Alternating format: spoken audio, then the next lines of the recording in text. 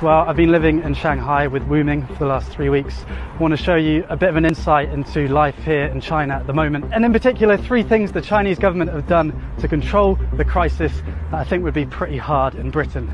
It's not all sunshine and daffodils. I'll talk a bit about the darker side at the end of the video. The Chinese government collect an immense amount of data about their citizens, and they're using it in novel ways to tackle the coronavirus. Every time Wuming and I want to leave the apartment complex, she's got to scan her face, and those images, as well as the images from all the CCTV cameras in China, of which there are about 200 million, are fed into a central database and then analysed using machine learning. So it means basically if you're in sight of a camera, there's about 5 on this crossroads, then it's likely that the Chinese government have analysed your face and know where you are. Another big source of data is the WeChat app. You might have heard of it.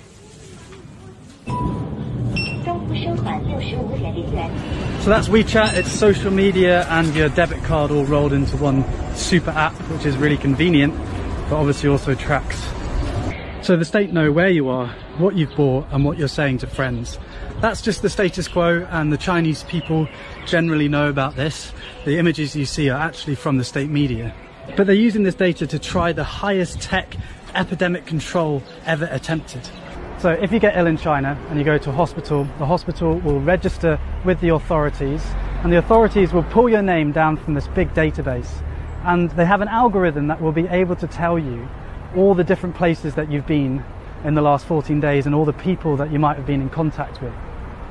So the bread that you bought with the WeChat app, the baker now will be notified that they have to self-quarantine for 14 days. And the people that you were next to on the flight, they now have to self-quarantine for the next 14 days. Every single citizen has a code, red, amber or green. I guess you are yellow. Why? Why? Because you come to Shanghai, not have 14 days. I'm a green. Safe. But if I'm yellow, shouldn't you be yellow?